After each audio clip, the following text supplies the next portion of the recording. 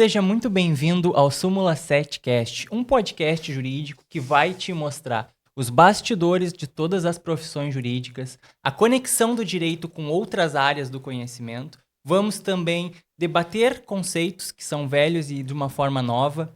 E também vamos atuar aí para combater desinformação jurídica. Meu nome é Felipe Macedo, eu sou advogado criminalista e produtor de conteúdo digital há mais de 10 anos. Hoje começando esse podcast junto com a minha sócia e irmã, nessa ordem, Milena. Né, Milena? É isso aí, muito prazer. O meu nome é Milena Guilhom, eu sou professora universitária e sou advogada criminalista, já beirando aí aos 5 anos de profissão. E vai ser um prazer conversar com vocês sobre temas jurídicos atuais, dando uma visão, uma ótica para exercitar o nosso pensamento crítico, que o direito está diuturnamente nas nossas vidas e isso é muito importante. E uma coisa, Felipe, que nós sempre comentamos, que a ideia de estarmos aqui hoje não foi de hoje, né? Pelo contrário, ela beira há 2 anos. Ou mais. Ou até mais. Essas idas e vindas que, graças a Deus, a advocacia nos proporcionou de viajar por aí, pelo Rio Grande do Sul, foi uma das coisas mais interessantes, porque ali dentro, tanto do Gol quanto do outro carro, nós tivemos diversas ideias. E a primeira vez foi nós conversando que os estudantes, eles tinham uma visão muito focada do direito no concurso público, né? Tu que adora concurso público. Teve uma... Passo longe. Nunca estudou para concurso, né? Já, 2 vezes. 2 vezes. Para técnico informática. Nossa, já faz tempo isso. Então, e aí nessas conversas sobre concursos públicos e como os alunos estavam nessa vinculação, que nós tivemos a ideia de trazer o cotidiano do direito, né? O cotidiano do direito para as pessoas, para esclarecê-las que o direito não é só concurso público. E aí lá nem tinha nome a primeira ideia de podcast, não tinha nome. Depois, conversando sobre o aviso de Miranda, numa ida para Dom Pedrito. O aviso de Miranda é aquela questão que a gente vê bastante em filme americano, né? Uhum. Você tem o direito constitucional de permanecer em silêncio. Tudo que você disser poderá ser usado contra você no tribunal. Se você não puder pagar um advogado, o Estado vai lhe fornecer um.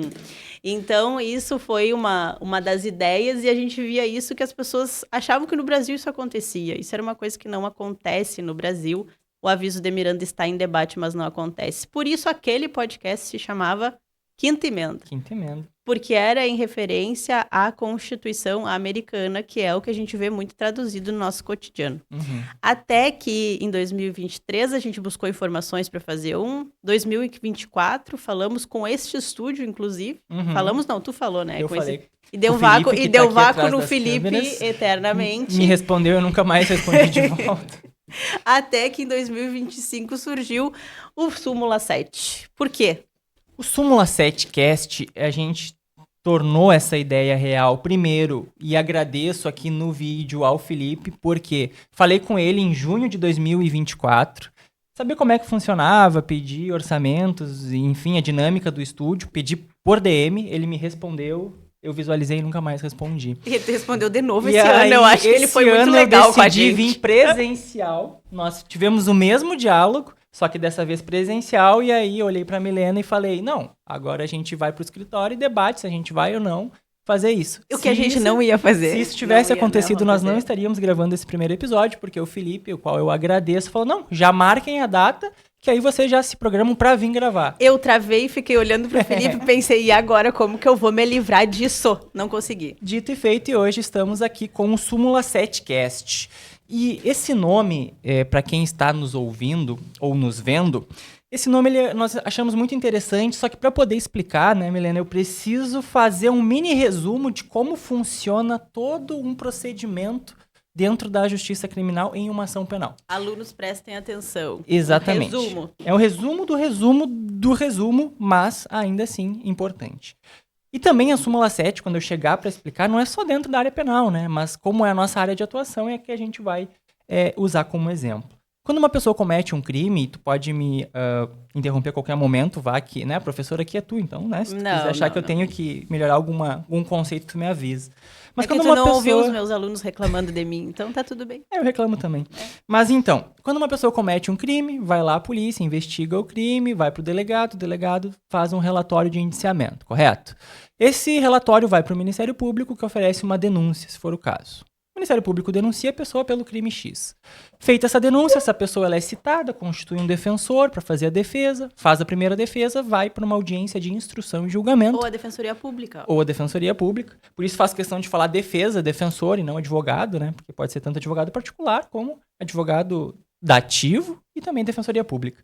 Vai para uma audiência de instrução e julgamento na frente do juiz, promotor, defesa, onde se ouve as testemunhas, testemunha de acusação, testemunha de defesa, peritos, se for o caso, vítima, se houver, e o réu. Depois disso, o Ministério Público apresenta a acusação final, a defesa final, vai para o juiz que vai dar uma sentença. Supondo que seja uma sentença condenatória, a defesa não concorda, entra com um recurso de apelação no Tribunal de Justiça em Porto Alegre. No Tribunal de Justiça em Porto Alegre, marca a sessão de julgamento e os desembargadores, 3, vão decidir se a sentença do juiz está correta ou merece ser reformada.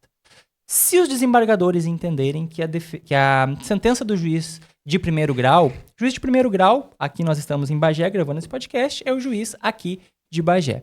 Mas é sempre da comarca onde aconteceu o fato. E aí se recorre para a capital do estado. Se os desembargadores lá no Tribunal de Justiça, na capital, entendem que a decisão de primeiro grau está correta, eles mantêm a condenação. E aí cabe o advogado ou o defensor fazer o quê? Se cabível, tentar levar a título de recurso para Brasília, no STJ ou STF. Mas vamos nos ter aqui ao STJ, Superior Tribunal de Justiça. Que hoje em dia eu acho que os tribunais superiores são muito mais conhecidos do que eram antigamente. Então, né? Hoje em dia, quem é que não sabe quem são os ministros do STF? Nem vou mencionar nomes, mas provavelmente já veio. Pelo menos todo mundo sabe a característica física de um. Enfim. Quando a defesa tenta levar a título de recurso para Brasília, para o STJ, alguns óbices têm que ser superados. Algumas barreiras procedimentais têm que ser superadas. Porque o que vige, né, como tu é professora de constitucional, o que vige no Brasil é o duplo grau de jurisdição. Ou seja, o direito é uma condenação pelo juízo de origem na comarca, e aí o duplo grau de jurisdição faz com que se recorra para a capital. Ponto. Esse é o sistema recursal bruto, padrão, que faz jus ao duplo grau de jurisdição.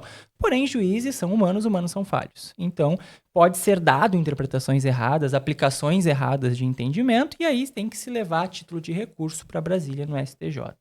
Só que quando vamos tentar levar para o STJ, existem diversas súmulas que precisam ser superadas. Uma dessas súmulas foram feitas para não serem superadas. Então, parece que foram feitas para que o advogado ou o defensor não consiga levar até lá o recurso. Mas ainda assim, existem muitos que são chatos e tentam até conseguir.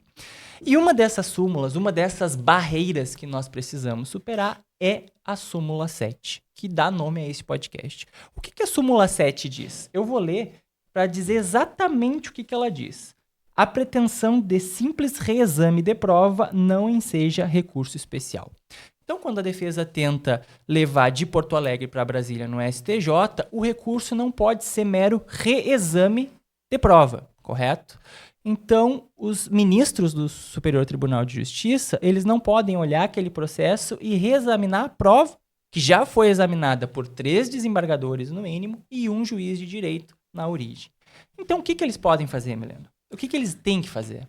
Eles têm que dar uma nova interpretação jurídica quanto aos fatos que já foram postos. Mas o que isso significa na verdade?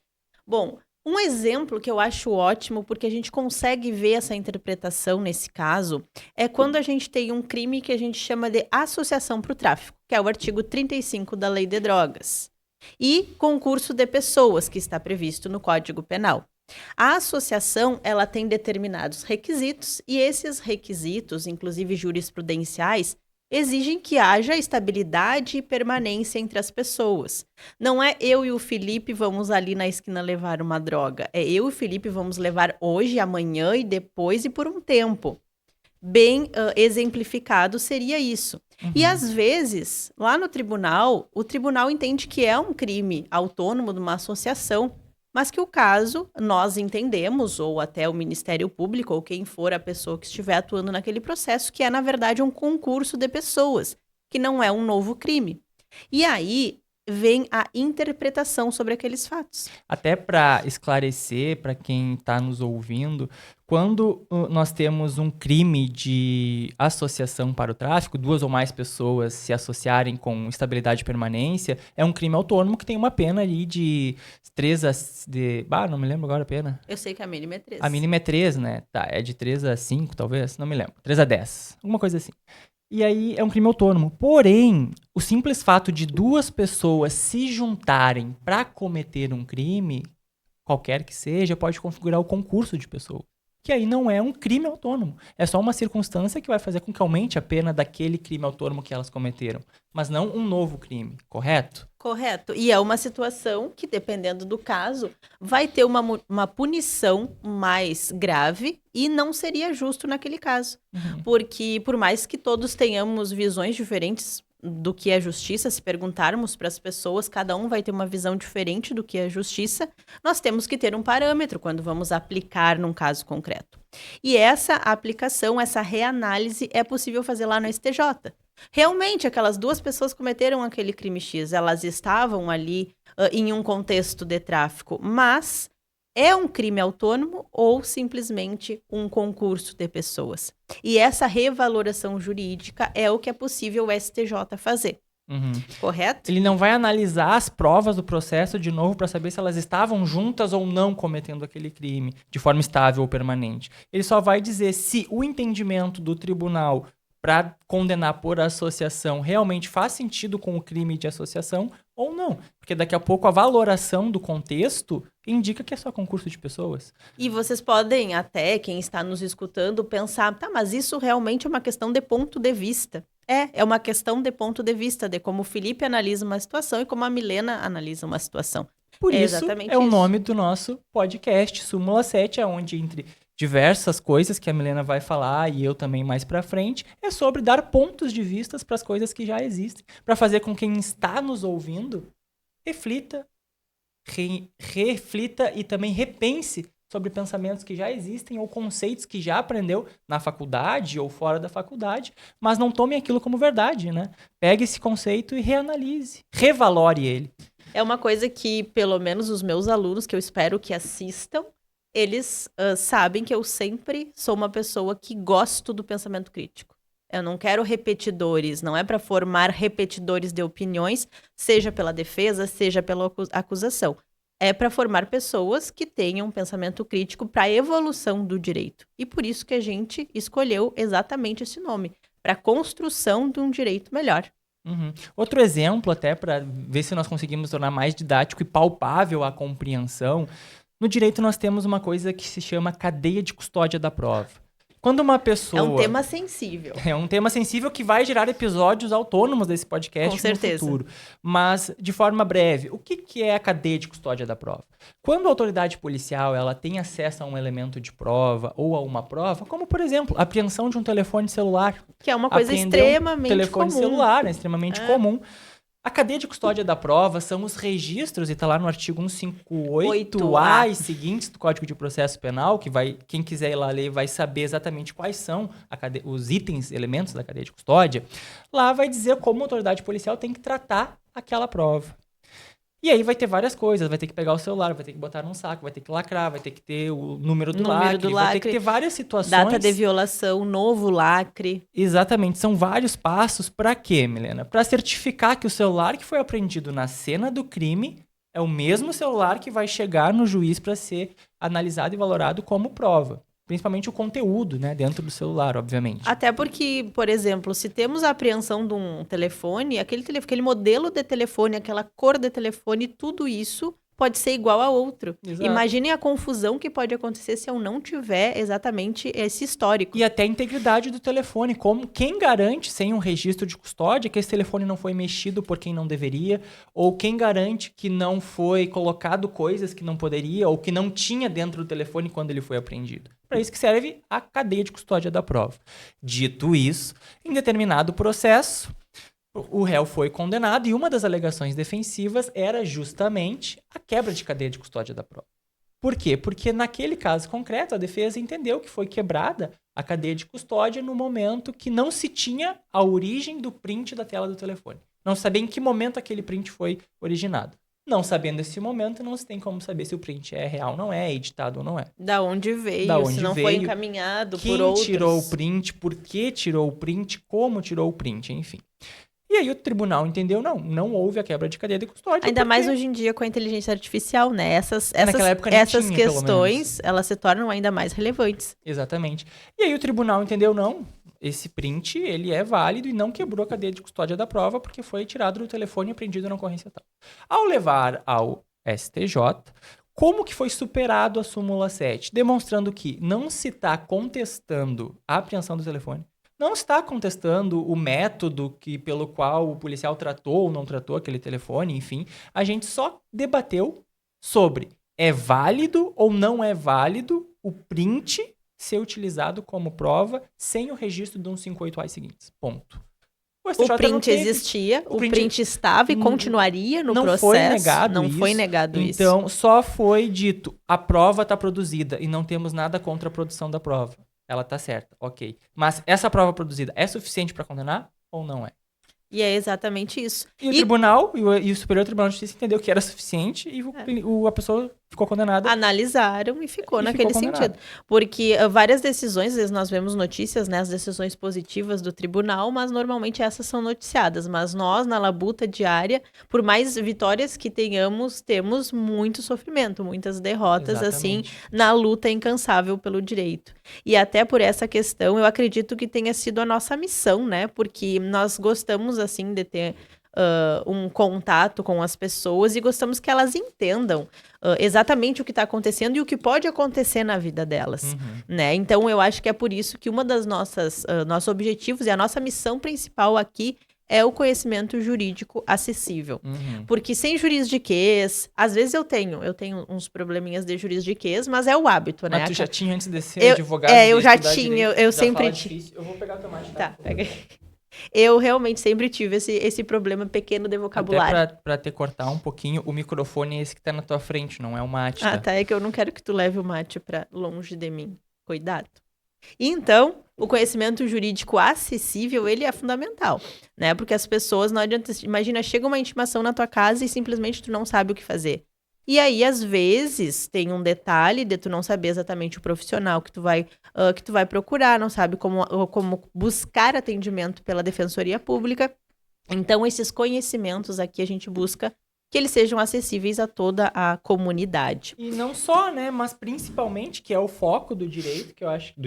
o foco do nosso podcast, que eu acho que o que tu vai falar agora, acredito eu, vai falar da visão do nosso podcast, mas também principalmente dos objetivos do nosso podcast. E o principal objetivo que nós sempre tivemos desde 2 anos atrás, quando começamos a pensar em podcasts, é justamente dar aos alunos, dar às pessoas que querem entrar no mundo do direito e ainda não tiveram a oportunidade, ou até as pessoas que não querem, mas têm curiosidade em saber como funciona os bastidores das profissões jurídicas, né? Então, pode seguir. E o direito, o direito penal é interessante porque ele tem muito aso na sociedade, ele é muito visível, as pessoas veem ele todos os dias em notícias, as pessoas têm curiosidade sobre ele e nem tudo que tá por aí a gente consegue levar como verdade, como coisas tipo assim, realmente, o direito é isso aqui.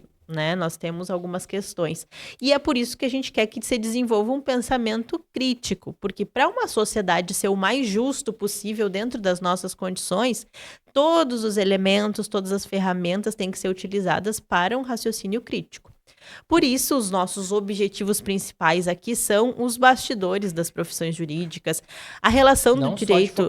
Não só advocacia, porque nós somos democráticos de fato. Então, assim, ainda, né, como tu falou, ainda não temos...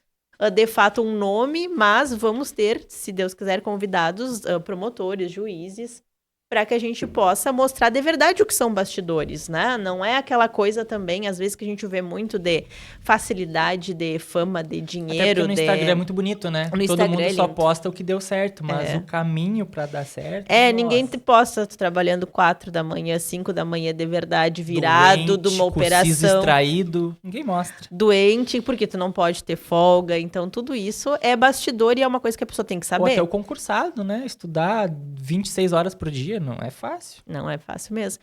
E a relação do direito com outras áreas, eu acho que é uma coisa também que vai ser interessante nós trazermos para cá, que é um dos nossos objetivos. Por quê? Quem é que não se interessa por psicologia? A psicologia aplicada no direito é fenomenal, né? Então, várias outras áreas também.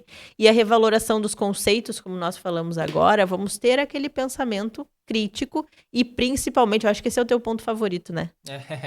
Combate à desinformação jurídica. Esse é o teu ponto. Esse é o... Nossa, o que eu leio de notícia em rede social, Facebook principalmente, nossa, que as imprensas, por vezes, não sei se por falta de assessoramento jurídico, que é importante, se você é da imprensa, é bom contratar um serviço de assessoramento para a redação, né, das notícias, porque às vezes vem notícias que juridicamente são inviáveis, aquilo ali não existe da forma que foi noticiada, e às vezes existe aquela informação, mas juridicamente não significa o que foi, né, detalhado. E até surgiu nas eleições passadas ou retrasadas, não me lembro agora, o termo fake news. Né?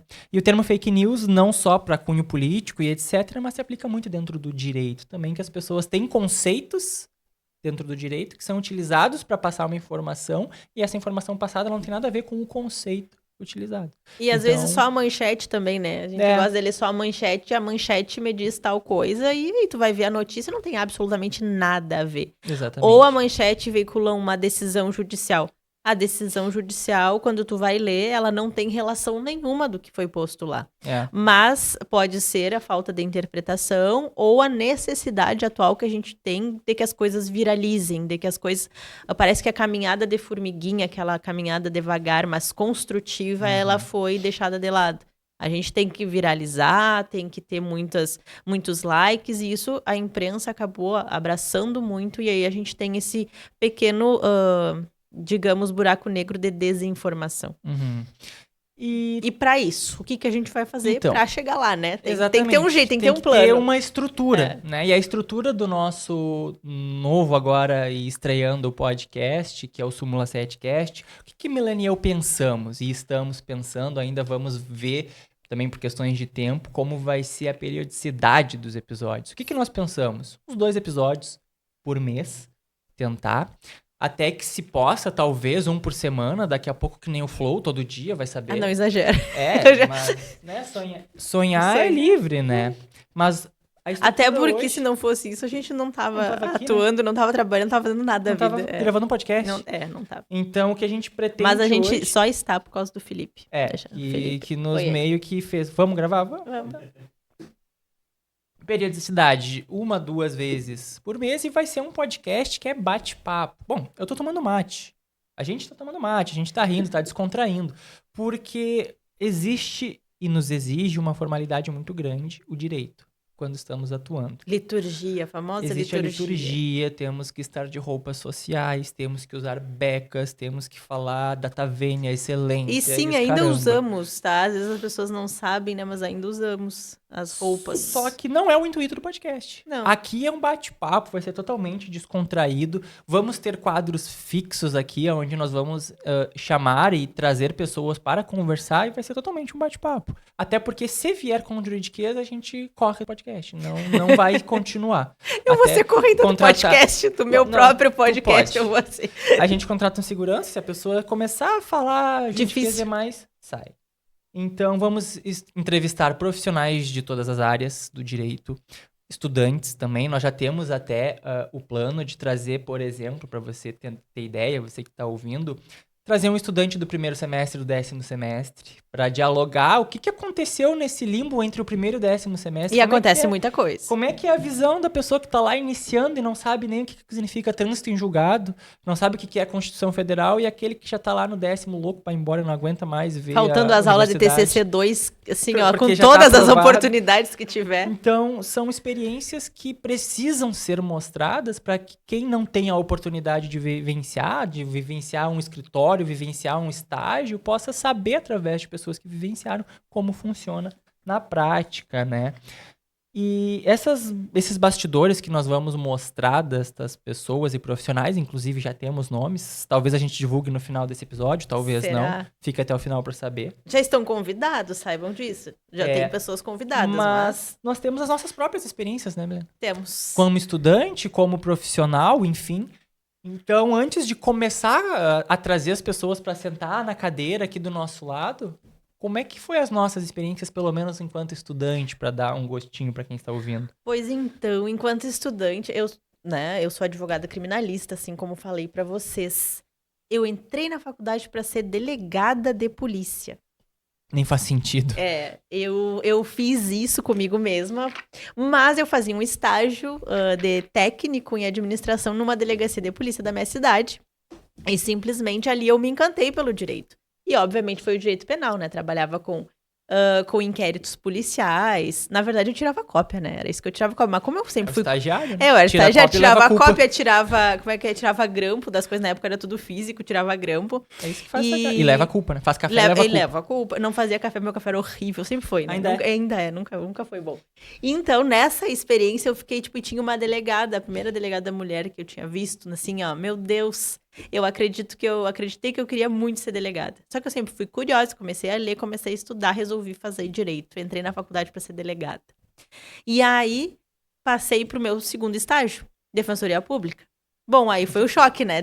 Eu não queria fazer estágio na Defensoria Pública de jeito nenhum, não tinha santo. Se não fosse um policial que dissesse, então tu vai fazer, tu tem que ver, tu tem que ir pra ver todos os lados. Então, tipo, eu lembro até hoje dele tendo essa conversa comigo, tipo, muito séria. Porque eu não queria ir fazer uma prova. Porque eu tava, tipo, super focada, assim, não, Defensoria Pública, eu não vou de jeito nenhum. E eu fiz estágio na Defensoria Pública. Só que, claro, essas oportunidades que eu tive, depois fui estagiária do Judiciário, não são todas as pessoas que têm, né? Essa oportunidade de ter estágio, de fazer vários estágios, de ver várias coisas. Então, graças a Deus, eu tive essa oportunidade. Mas é óbvio, né? Resumo, eu era concurseira. Esse é o resumo da ópera, eu era concurseira.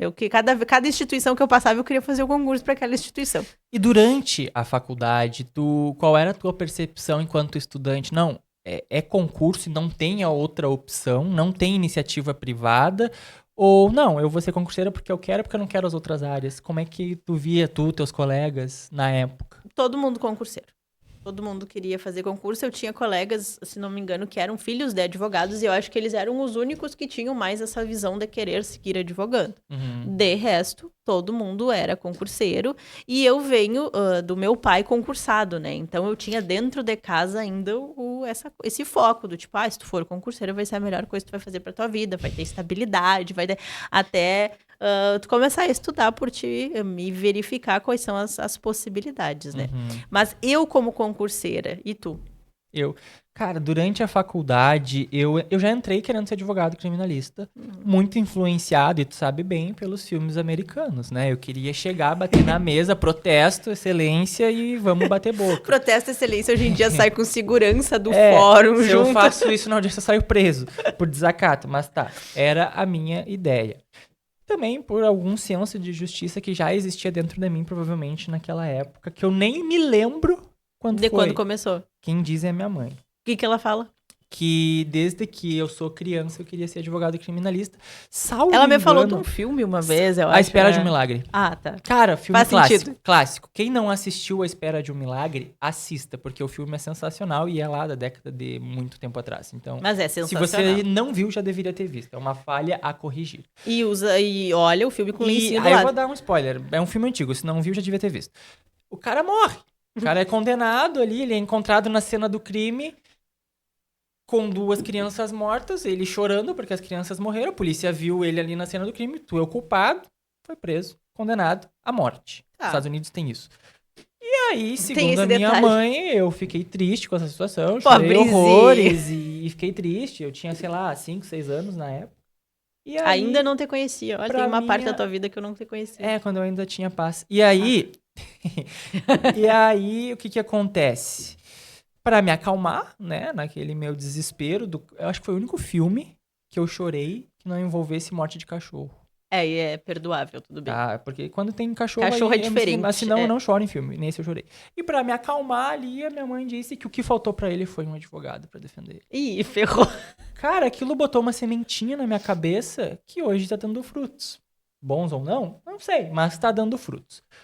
Então, eu entrei na faculdade já querendo ser advogado criminalista, tendo a oportunidade de passar estágio, toda a faculdade fazendo estágio e trabalhando como técnico em informática no escritório da advocacia. Então, eu sempre tive contato com advogados. Com a área privada, Com a área sempre, privada, 100%. 100%, não na área criminal, mas 100% na área privada. Inclusive, tem gente desse escritório que virá nesse podcast Sim. em algum episódio não tão distante. Dito isso, Sentiu eu uma intimação pública, né? entrei... Não, ela já sabe. Ah, tá. Ela, não sei. Não vou divulgar. Enfim. Entrei, não quero ser advogado, nem sei quais são as outras opções. Não sabia como fazia pra virar delegado, juiz, promotor, etc. Eu só sabia da advocacia e queria ser advogado e ponto final. Pra minha surpresa, o ano foi 2015, eu tinha no primeiro dia de aula 120 colegas. Meu Deus, a tua turma era bem parecida com a 120 colegas. E desses 120 colegas, claro, aí teve o corte do FIES 2015, aquela situação toda, Foi, baixou pra intenso. 80 e poucos. E nesses 80 e poucos, perguntaram vários professores ali no primeiro semestre, A gente gosta quem de quer saber, ser né? advogado, quem quer ser concursado? Cara, 90% da turma queria ser concursado. Eu fiquei com vergonha de levantar a mão, que só eu queria ser Aí tu advogado. também queria ser concursado É, lá. Não, aí eu nem levantei, fiquei quieto na minha recolhi Nem na queria minha tá aqui. significância, nem queria estar aqui, enfim. Vamos que vamos. Passei ao longo da faculdade sem saber, sem ter a mínima ideia de como fazia pra ser um juiz, um promotor. Claro, eu sabia que tinha que fazer um concurso público. Sim, aprendeu o detalhe, Como é mas que você não... prepara pra... Eu fiquei sabendo que essas provas de promotor e juiz tinha mais de uma fase contigo, Tem quando a inúmero. gente Aham. começou a andar junto, que tu estudava pra magistratura. Eu não fazia a menor ideia. Eu achava que era uma prova objetiva, que nem a OAB, ponto. Primeira fase ali, já era. Não sabia nada sobre o concurso. E quanto estudante foi essa a minha experiência. É totalmente Então, precária. nós dois tínhamos uma visão túnel. Tipo assim, Só daquele visão local, só daquele onde local onde a gente estava estava trabalhando. inserido. Bom, o ambiente importa. Né? o ambiente importa e a gente estava inserido, eu estava inserida no público, no concurso e tu no privado. Privado, e era Então isso a que eu gente focou nisso aí. E aí, e realmente, mas eu acho até que tu tinha uma vantagem sobre mim, no sentido de começar a advogar. Porque eu teria a obrigação de advogar por 3 anos, ou advogar ou fazer Aham. alguma prática jurídica, né, independente, anos. por 3 anos para poder prestar os concursos Isso que eu também eu queria. fiquei sabendo contigo, porque eu não sabia que antes de se matar estudando pra uma prova, ainda tinha que ter trabalhado 3 anos como... Tu tem que matar estudando durante os 3 anos para começar a pensar em tentar passar. É bem extensa o caminho, assim. Mas isso não é um desincentivo, né? É só... Não, é só que vai Acontece. exigir bastante dedicação, né? Não que na iniciativa privada não exija também, tanto quanto, né? Exatamente.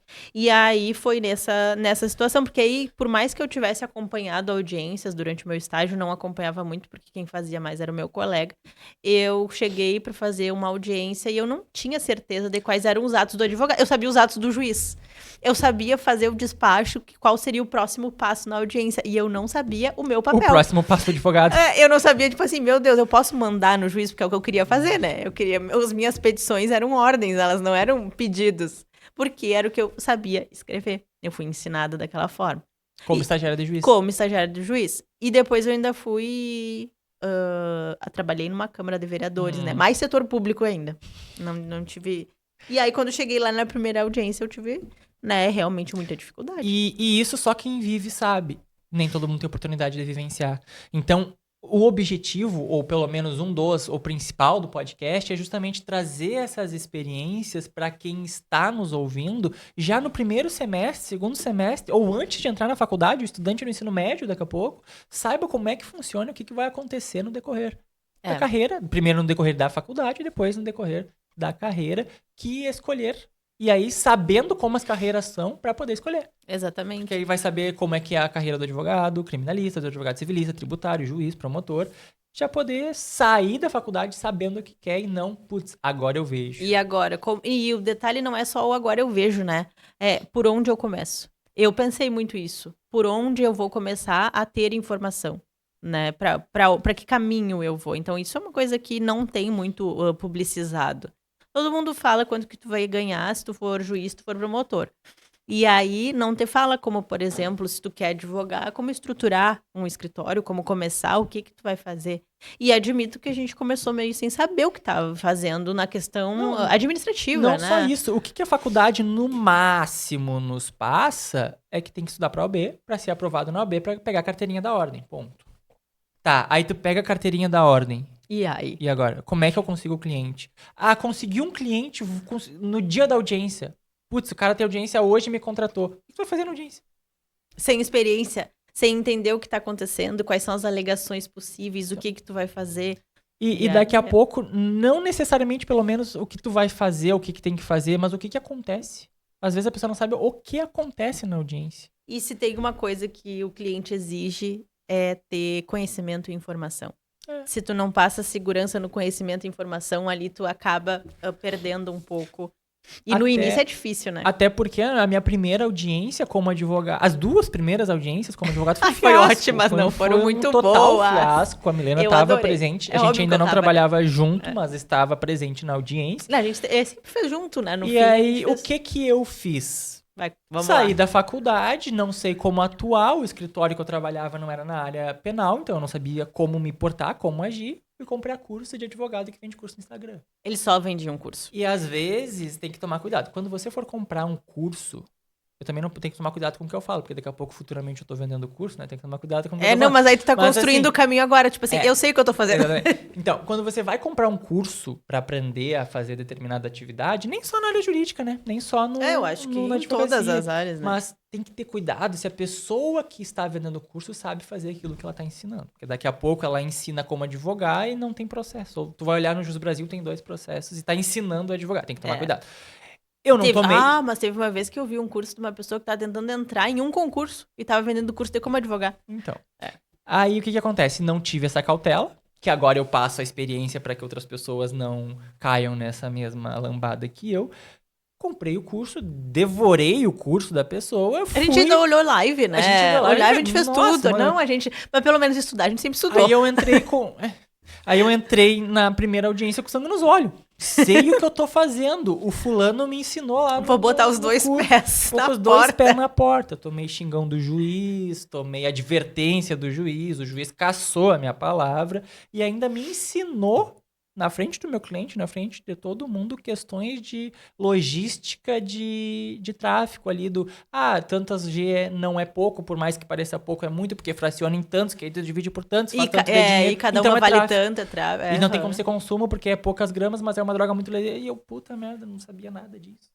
E essa Ninguém logística é importante quando tu vai trabalhar em processos da lei de drogas. Essa logística é importante tu entender. Então, e na segunda audiência, ainda com o ânimos daquele curso, e tu também presente pelo outro E réu. na minha, tu também tava mesmo que aquela não fosse junto, né? Aquela eu era estudante ainda. Eu tava assistindo pra estágio, se eu não me engano. Aí nessa segunda, meti os 2 pés no peito do promotor, de forma, obviamente, figura de linguagem, né?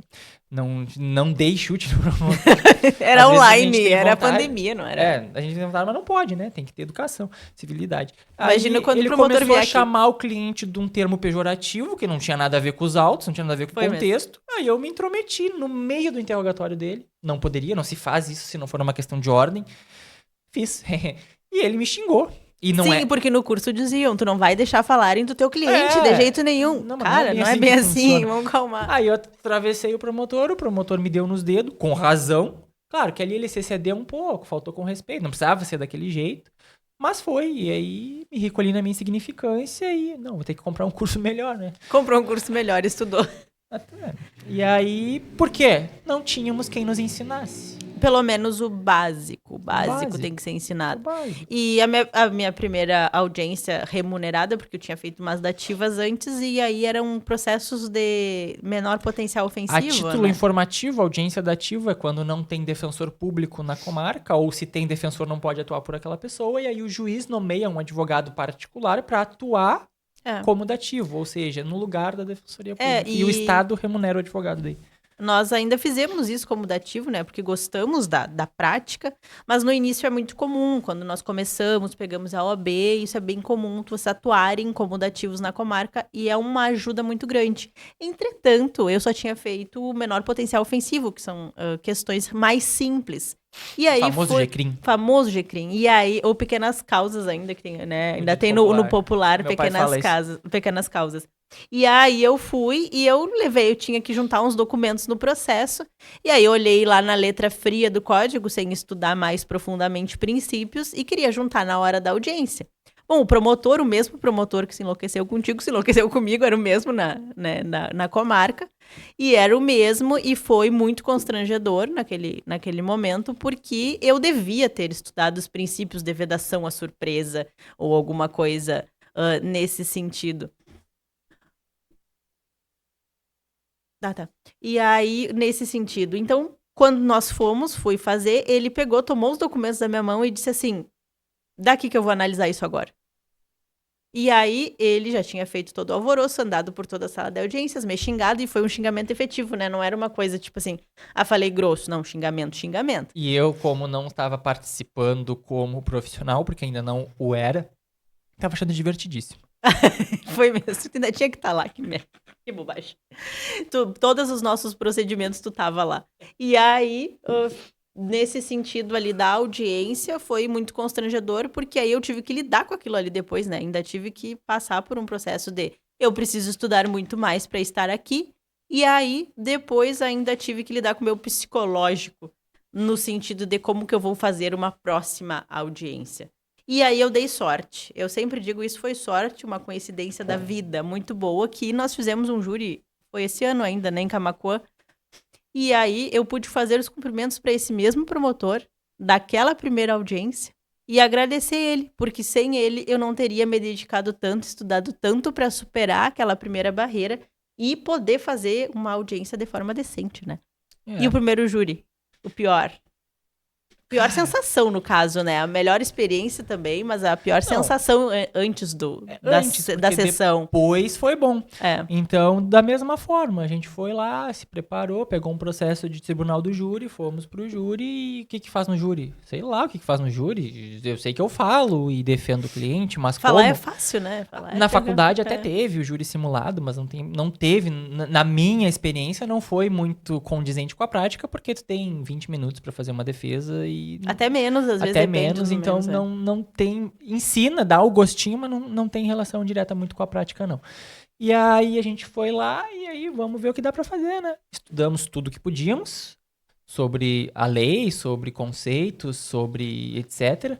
E fomos lá. E aí foi bom. Mas antes da gente descobrir que ia ser bom, foi péssimo. Sim. Psicológico ferrado, sem dormir, passar mal, não sabia o que fazer, como fazer. Vendo o júri da Kiss todos os dias. A sorte é que foi durante o júri da Kiss que foi transmitido, então a gente podia ver profissionais atuando e aí se espelhar daqui a pouco para fazer parecido. E naqueles profissionais nós tínhamos certeza que podíamos nos espelhar. A gente sabia que eram bons profissionais que estavam lá. Então a gente foi. E ninguém nunca nos disse o que a gente ia sentir, como que ia acontecer, que era normal passar mal da barriga durante o júri, inclusive. Não contam essas coisas pra gente, né? Então, tem que ter pessoas... E o estado emocional conta demais. O estado emocional, e tu ter ciência de que aquilo vai acontecer contigo. Porque senão controle tu te acha, emocional, meu Deus, tem que estar 1000, senão pode prejudicar a defesa do cliente. E às vezes tu pensa que tu não pode sentir, que tu tá sendo errado em sentir aquilo, que tu não é competente o suficiente, mas todo mundo vai ter aqueles sentimentos. Exato. Então, é preciso que os profissionais tenham um espaço de comunicação como o que a gente está tentando criar para levar essa informação a estudantes, a jovens profissionais, enfim. Basicamente não, esse é o principal objetivo do nosso E essa foi podcast. as nossas experiências iniciais, né? Porque depois teve outras experiências que foram agregando conhecimento, melhoramento da questão emocional, até o próprio contato com os clientes e com a própria área te facilita muito o conhecimento. Isso, mas é claro que a gente ainda está há muito pouco tempo nessa jornada, né? Então esse é um pequeno histórico do que a gente passou, que talvez ajude alguém que esteja ouvindo, mas o foco é trazer outros profissionais para que possam contar as suas histórias, com muito mais tempo de caminhada do que nós. Exatamente. Que graças a Deus a gente tem acesso. E a gente já conversou com pessoas, já temos nomes que disseram, ok, eu participo, só me chamar. E teve um que foi muito bom que disse, me ofenderia se não me convidassem. Exatamente. Eu acho que esse Então, nós já temos professor universitário para trazer, nós já temos advogados criminalistas atuantes há mais de 15, 20 anos, que têm conhecimento em tribunal do júri, em júri de repercussão geral, assim, na mídia. Então, a gente tem, eu até anotei aqui para não esquecer, a gente tem advogado especialista em prova digital para trazer, que isso aqui é muito importante atualmente. Nós temos mulheres advogadas criminalistas que virão aqui, que são, tu pode falar, né? Não é o meu lugar de fala, mas é o teu, porque a gente vê pouca, né? Representatividade no penal e no júri, né? Principalmente no júri, no penal ainda tem algumas, né, uma maioria. E também atuando na liderança de instituições. Que representam todos nós advogados. Seja uma instituição de uma área específica da advocacia, seja na ordem dos advogados, né? Nas subseções a gente tem para trazer defensores públicos também, procuradores. E estamos atrás e vamos conseguir trazer também promotores de justiça e juízes de direito para sentar aqui. E por que não desembargadores? A gente tá nessa luta. Juízes de direito convocados do tribunal, quem sabe? Exatamente. E aí, para isso também, a gente tá pensando em outros profissionais, porque acreditamos muito que o nosso conhecimento também não pode ser túnel, que nem era o meu e o do Felipe lá, só com privado, só com concurso. Tem que ser horizontal. Era o nosso conhecimento túnel, porque a gente tinha um túnel para enxergar. Sim. Tem estudante, acredito que a maioria, que nem o túnel tenha. E aí a gente tinha um caminho ali que estava visualizando. Mas o direito se relaciona com áreas, principalmente como serviço social, psicologia, tecnologia da informação, marketing digital hoje em dia, a própria filosofia, várias questões. E uma questão que nós conversamos que era muito relevante, que achamos pouco conteúdo sobre, é a questão da saúde física e mental do próprio advogado, do próprio profissional do direito. Porque não é somente o exercício também do intelecto, do cunho acadêmico, do estudo. Até porque, Milena, te interrompendo, a câmera tá pegando nós dois. Ó, a minha postura ali tá horrível. Eu não tô com a coluna reta. E o operador do direito normalmente passa o dia trabalhando assim, sentado. Não, e às vezes ninguém pensa nas consequências físicas disso. Tá focado naquele recurso quando vê tu já tá super... Ou o estudante que passa, sei lá, 10 horas estudando sentado no dia... É importante também, e a gente vai trazer isso aqui. Exatamente. Então, exatamente por ter todas essas visões que voltamos ao nome do podcast, porque não há possibilidade de não reavaliar o direito e as profissões por todos os seus ângulos necessários.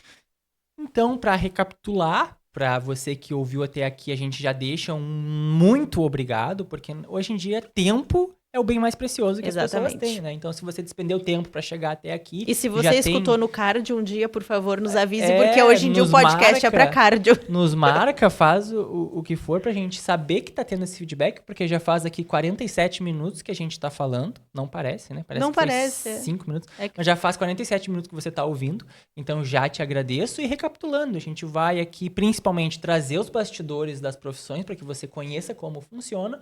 Vamos também revalorar conceitos, opiniões, temas já definidos, que a gente pode dar um ponto de vista diferente, que a gente não quer que você apenas adote o nosso ponto de vista. Pelo contrário, a gente só quer que você tenha outro ponto de vista e aí chegue sozinho ao seu ponto de vista.